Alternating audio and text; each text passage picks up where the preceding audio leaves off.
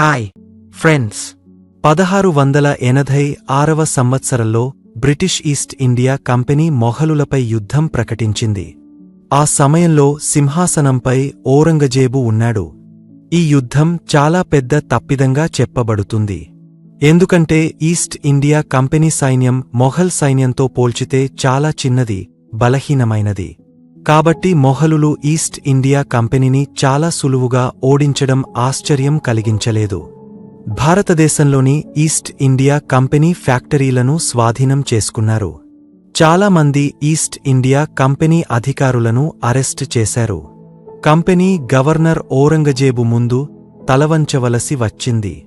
అయినప్పటికీ దాదాపు 300 సంవత్సరాల తర్వాత ఈ ఈస్ట్ ఇండియా కంపెనీ అనే విదేశీ కంపెనీ మొత్తం భారత ఉపఖండంపై నియంత్రణ సాధించింది. ఇప్పుడు మీరు ఊహించగలిగే అతి పెద్ద కంపెనీలు ఆపిల్, గూగుల్, ఫేస్బుక్ వీటి కంటే కూడా ఈస్ట్ ఇండియా కంపెనీ చాలా పెద్దది, చాలా శక్తివంతమైనది. ఇది ఎలా సాధ్యమైంది?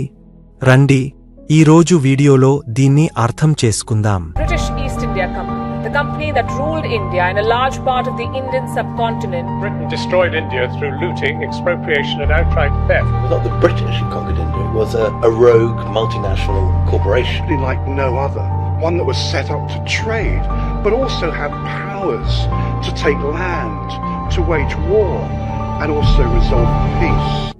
బ్రిటిష్ ఈస్ట్ ఇండియా కంపెనీ భారతదేశాన్ని, భారత ఉపఖండంలోని పెద్ద భాగాన్ని పాలించిన కంపెనీ.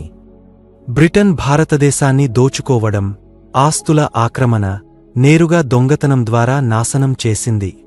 బ్రిటిష్ కంపెనీ ఒక రోగ్ మల్టీనేషనల్ కార్పొరేషన్ లాంటిది. వ్యాపారం చేయడానికి స్థాపించబడింది, కానీ భూములు స్వాధీనం చేసుకోవడం, యుద్ధాలు చేయడం, శాంతి స్థాపించడం వంటి అధికారాలు కూడా ఉన్నాయి. ఫ్రెండ్స్, మన కథ 1600 సంవత్సరంలో మొదలవుతుంది. అప్పుడు కొందరు వ్యాపారులు ఈస్ట్ ఇండియా కంపెనీని స్థాపించారు. ఇది ఒక జాయింట్ స్టాక్ కంపెనీ, అంటే దీని వ్యాపారం షేర్ హోల్డర్ల ఆస్తి. మొదట్లో కేవలం 125 మంది షేర్ హోల్డర్లు మాత్రమే ఉన్నారు. వాళ్లు కలిసి 70,000 పౌండ్ల మూలధనం సేకరించారు. మసాలా దినుసుల వ్యాపారం కోసం ఆగ్నేయ ఆసియాలోని స్పైస్ ద్వీపాల్లో ఈ కంపెనీని సృష్టించారు. మరుసటి సంవత్సరం 1601వ సంవత్సరంలో ఈస్ట్ ఇండియా కంపెనీ తన మొదటి ప్రయాణం చేపట్టి ఇండోనేషియాలో 2 ఫ్యాక్టరీలు స్థాపించింది. అప్పట్లో ఇండోనేషియా ద్వీపాల్లో స్పానిష్, పోర్చుగీస్ వ్యాపారులు ఇప్పటికే వ్యాపారం చేస్తున్నారు. అలాగే డచ్ వ్యాపారులు కూడా ఇటీవల వ్యాపారం మొదలుపెట్టారు.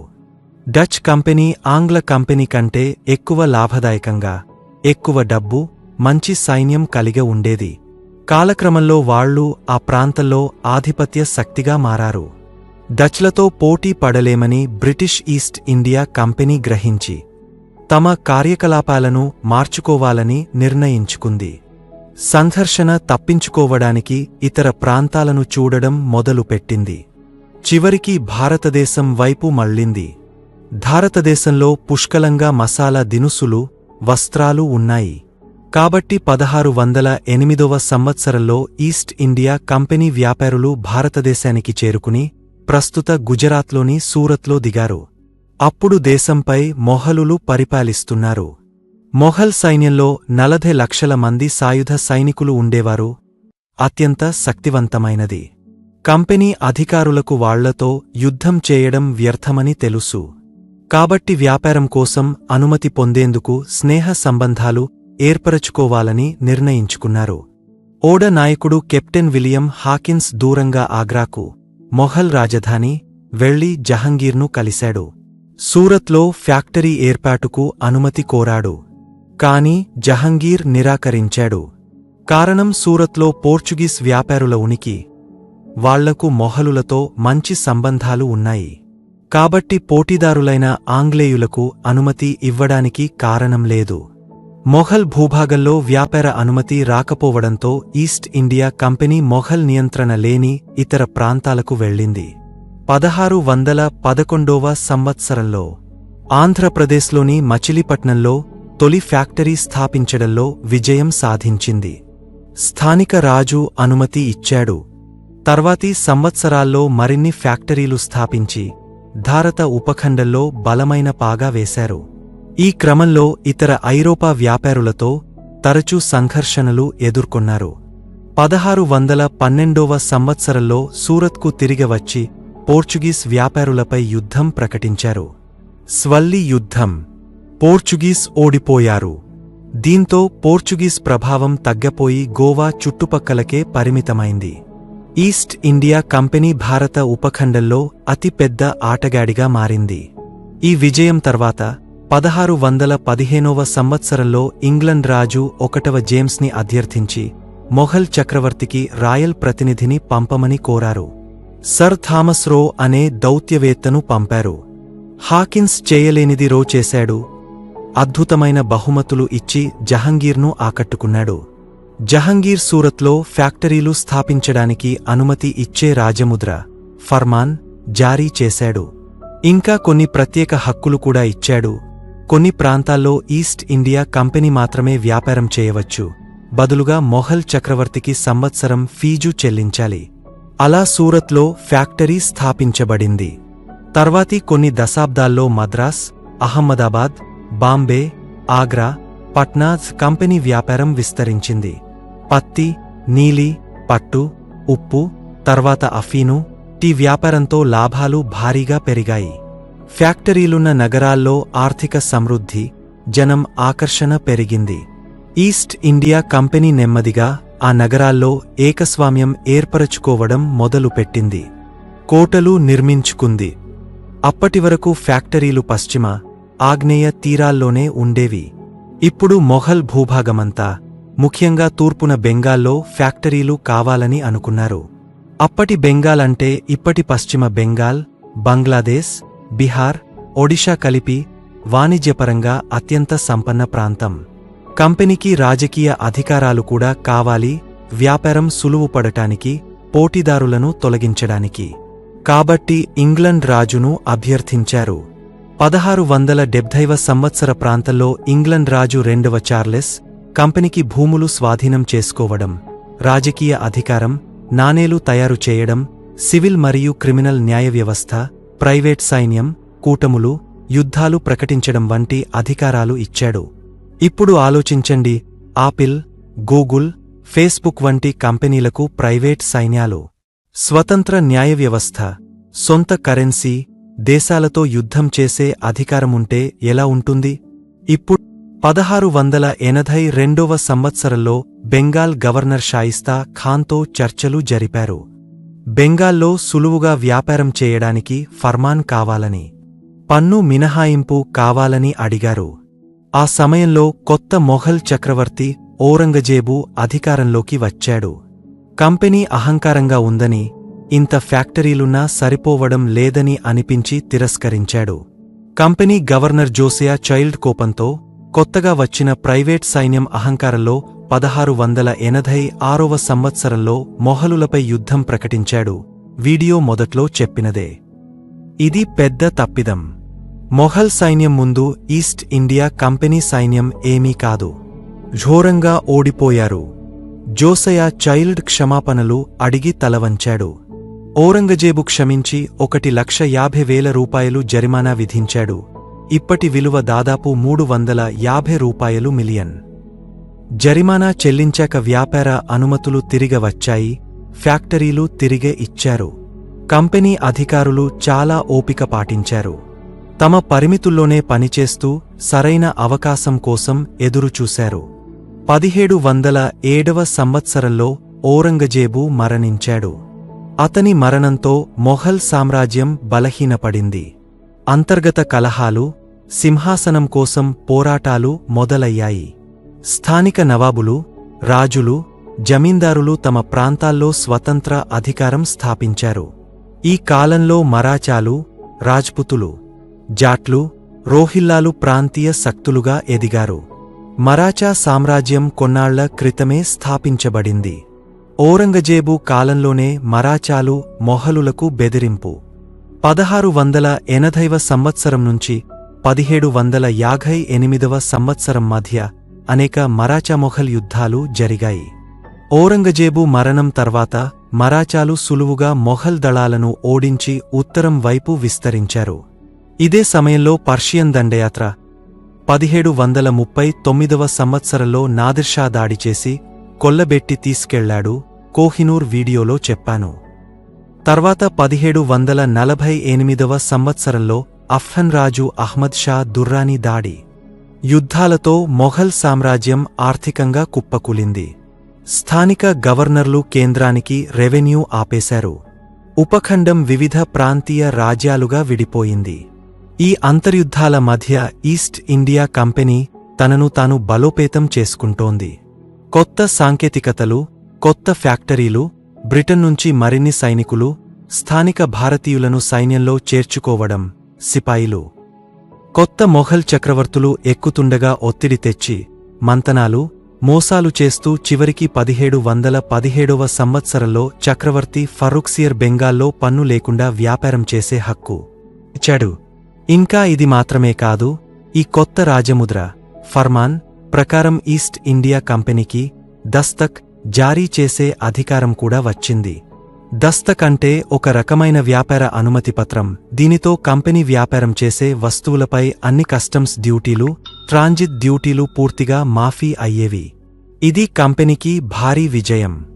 బెంగాల్లో ఫ్యాక్టరీలు స్థాపించే అనుమతి మాత్రమే కాదు, ఈ దస్తక్ వ్యవస్థను తమ లాభాల కోసం దుర్వినియోగం చేయడం మొదలుపెట్టారు.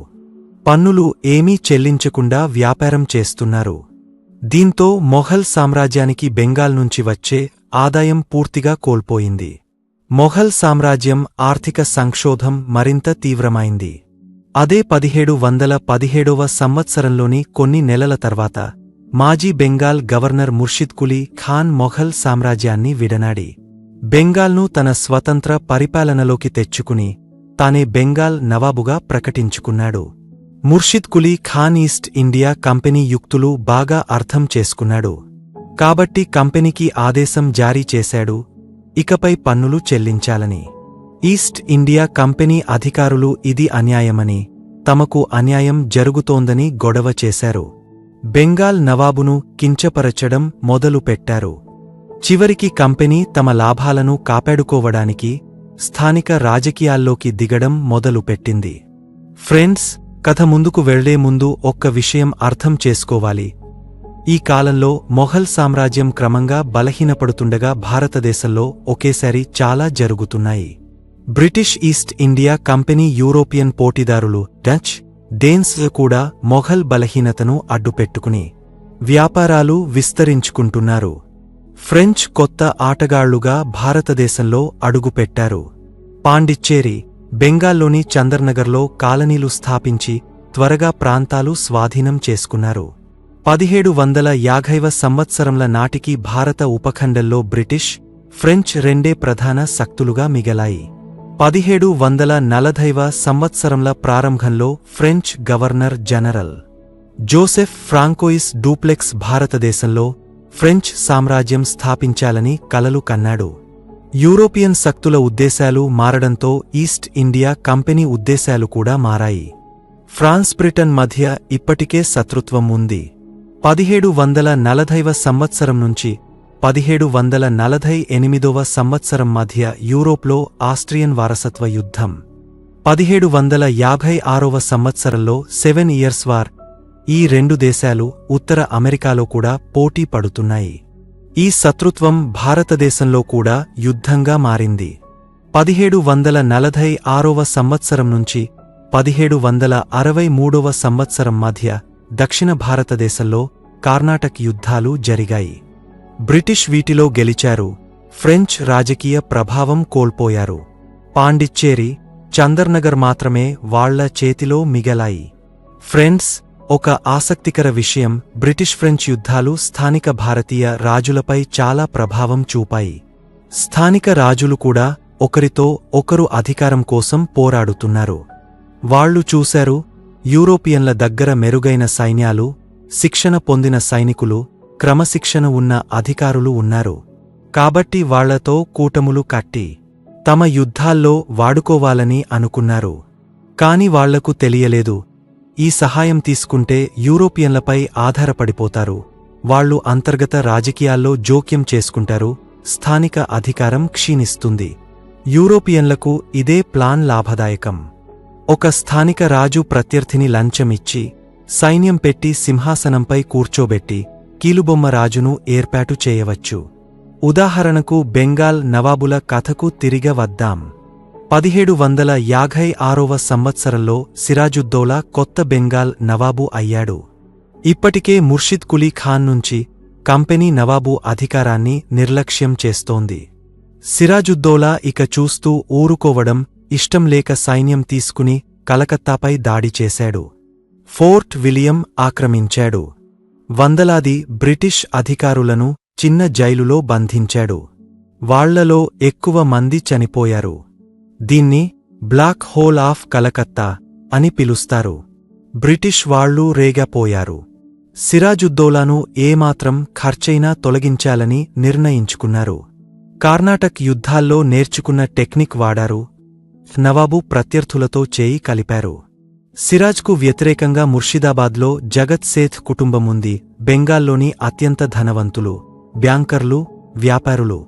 నవాబు దర్బారులో భారీ ప్రభావం. అలాగే సిరాజ్ సైన్యాధిపతి మీర్ జాఫర్ కూడా నవాబు కావాలని కలలు కనేవాడు. రాబర్ట్ క్లైవ్ నాయకత్వంలో కంపెనీ జగత్ సేథ్, మీర్ జాఫర్లతో చేయి కలిపి సిరాజ్ను తొలగించే ప్లాన్ వేసింది. ఇప్పుడు లకు లంచం ఇచ్చి ప్రభుత్వాలు మార్చడం సులువు. అప్పట్లో అంటే నేరుగా సైన్యం పంపి యుద్ధం చేయాల్సిందే. సిరాజ్ మూర్ఖుడు కాదు. కంపెనీ తన శత్రువులతో కలిస్తే తాను కూడా బ్రిటిష్ శత్రువులైన ఫ్రెంచ్తో కలవవచ్చని అనుకున్నాడు. జూన్ 1757వ సంవత్సరంలో ప్లాసీ యుద్ధం జరిగింది. సిరాజ్ సైన్యం 15 రెట్లు పెద్దదైనా ఓడిపోయాడు. గెలిచిన తర్వాత మీర్ జాఫర్ను కీలుబొమ్మ నవాబుగా ఏర్పాటు చేశారు. సిరాజుద్దౌలా హత్య చేయబడ్డాడు. బెంగాల్లో ఫ్రెంచ్ ప్రాబల్యం ముగిసింది. చందర్నగర్ కూడా బ్రిటిష్ చేతుల్లోకి వచ్చింది. ప్లాసీ యుద్ధం చరిత్రలో మలుపు. ఇక్కడి నుంచి బ్రిటిష్ వాళ్లకు పరోక్షంగా అయినా రాజకీయ అధికారం వచ్చింది. కొన్నేళ్ల తర్వాత మీర్ జాఫర్ కంపెనీతో విభేదాలు పెంచుకున్నాడు. డచ్ ఈస్ట్ ఇండియా కంపెనీతో కలిసి బ్రిటిష్ను తరిమేయాలనుకున్నాడు. తెలిసి మీర్ జాఫర్ను తొలగించి అల్లుడు మీర్ కాసింను 1761వ సంవత్సరంలో నవాబుగా చేశారు. కాని కాసిం కూడా కంపెనీ అధికార దుర్వినియోగం చూసి స్వతంత్రంగా ఉండాలనుకున్నాడు. 1763వ సంవత్సరంలో యుద్ధం చేశాడు కాని ఓడిపోయాడు. మళ్లీ మీర్ జాఫర్ను తిరిగి తెచ్చారు. మీర్ కాసిం బెంగాల్ విడిచి అవధ్ నవాబు షుజాఉద్దౌలా, మొఘల్ చక్రవర్తి రెండవ షాలంతో కలిసి 1764వ సంవత్సరంలో బక్సర్ యుద్ధం చేశాడు. మళ్లీ బ్రిటిష్ గెలిచారు. ఇక కీలుబొమ్మలతో సరిపోయిందని నేరుగా పరిపాలన తీసుకోవాలని నిర్ణయించారు. 1765వ సంవత్సరంలో అలహాబాద్ ఒప్పందం ప్రకారం Robert Clive Bengal governor, commander in chief అయ్యాడు. రెండవ షా ఆలం బెంగాల్ దివానీ హక్కులు, పన్నులు వసూలు చేసే హక్కు కంపెనీకి ఇచ్చాడు. ఇక బెంగాల్ పన్నులన్నీ కంపెనీకే. కంపెనీ అధికారికంగా బెంగాల్ పాలకుడైంది. వ్యాపార లాభాలతో పాటు పన్నుల ఆదాయం కూడా వచ్చింది. సైన్యం బలోపేతం, మౌలిక సదుపాయాలు, బెంగాల్ పూర్తిగా బ్రిటిష్ నియంత్రణలోకి వచ్చింది. ఇక్కడ ఒక ఆసక్తికర కోట్ గుర్తొస్తుంది. క్యాపిటల్ ఎవరి దగ్గర ఉంటుందో అధికారం వాళ్లందే. క్యాపిటలిజం వీడియోలో వివరంగా చెప్పాను. కంపెనీకి డబ్బు, వనరులు, శక్తి ఉన్నాయి. మిగతా భారత ప్రాంతాలు స్వాధీనం చేసుకోవడానికి ఈ టెక్నిక్స్ వాడారు. బ్రిటిష్ నియంత్రణ లేని ప్రాంతాల్లో రెసిడెంట్లు నియమించారు. వీళ్లు దౌత్యవేత్తలుగా స్నేహ సంబంధాలు ఏర్పరచి రాజకీయాల్లో పరోక్షంగా జోక్యం చేసుకునేవారు. సబ్సిడరీ అలయన్స్, అనుబంధ కూటమి. స్థానిక రాజులు సొంత సైన్యం పెట్టుకోకూడదు. కంపెనీ వాళ్ల తరపున సైన్యం పెట్టి రాజులు డబ్బు చెల్లించాలి. డబ్బు చెల్లించలేకపోతే భూభాగం స్వాధీనం. లోపల రెసిడెంట్ల ద్వారా జోక్యం. ఈ రాజ్యాలే తర్వాత సంస్థానాలు అయ్యాయి. మొదటి సబ్సిడరీ అలయన్స్ 1798వ సంవత్సరంలో హైదరాబాద్ నిజాం. 2 ఫెయిల్ అయితే నేరుగా సైన్యం పంపి ఆక్రమణ. ఈ విధానాలతో 1818వ సంవత్సరం నాటికి భారత ఉపఖండంలో 2/3 భాగం 78% జనాభా కంపెనీ నియంత్రణలోకి వచ్చారు. డాక్ట్రిన్ ఆఫ్ ల్యాబ్స్ పాలసీ 1848వ సంవత్సరం నుంచి 1856వ సంవత్సరం వరకు లార్డ్ డల్హౌసీ స్థానిక రాజు మరణిస్తే స్వాభావిక పురుష వారసుడు లేకపోతే రాజ్యం కంపెనీదే. సతారా 1848వ సంవత్సరం, ఉదయపూర్ 1852వ సంవత్సరం, నాగపూర్ 1853వ సంవత్సరం, ఝాన్సీ 1854వ సంవత్సరం, అవధ్ 1856వ సంవత్సరం ఇలా చేరాయి. అంతేకాదు రెగ్యులేటింగ్ యాక్ట్ 1773వ సంవత్సరం Bengal governor general post Warren Hastings మొదటివాడు. ఇలా అడ్మినిస్ట్రేటివ్ రిఫార్మ్స్ కొనసాగాయి. 1800 సంవత్సరంల ప్రారంభంలో మిగిలిన పెద్ద శక్తులు మరాఠా సామ్రాజ్యం, మైసూరు రాజ్యం. వాటిని ఎలా ఓడించారు? అది మరో వీడియోకు ఉంచుదాం. డాక్ట్రిన్ ఆఫ్ ల్యాబ్స్ తర్వాత 1857వ సంవత్సరం తిరుగుబాటు, మొదటి స్వాతంత్ర్య సంగ్రామం. ఓడిపోయిన 1858వ సంవత్సరం గవర్నమెంట్ ఆఫ్ ఇండియా యాక్ట్ ప్రకారం ఈస్ట్ ఇండియా కంపెనీని బ్రిటిష్ ప్రభుత్వం జాతీయం చేసింది. కంపెనీ భూభాగాలు, సైన్యం, సంపద అంతా బ్రిటిష్ కిరీటానికి. ఇక కంపెనీ పాలన ముగసి బ్రిటిష్ రాజ్ మొదలైంది. 1874వ సంవత్సరంలో కంపెనీ పూర్తిగా రద్దు చేయబడింది. 1857వ సంవత్సరం తర్వాత మొఘల్ సామ్రాజ్యం కూడా ముగసింది. చివరి చక్రవర్తి బహదూర్ షా జఫర్ను బర్మాకు బహిష్కరించారు, వారసుల్ని చంపేశారు. కాబట్టి ఫ్రెండ్స్, ఇది ప్రపంచంలోనే అత్యంత శక్తివంతమైన కంపెనీల్లో ఒకటైన బ్రిటిష్ ఈస్ట్ ఇండియా కంపెనీ ఆసక్తికరమైన కథ. వీడియో నచ్చితే చరిత్ర ప్లేలిస్ట్ చూడండి. మళ్ళీ కొత్త వీడియోలో కలుద్దాం. చాలా థాంక్స్.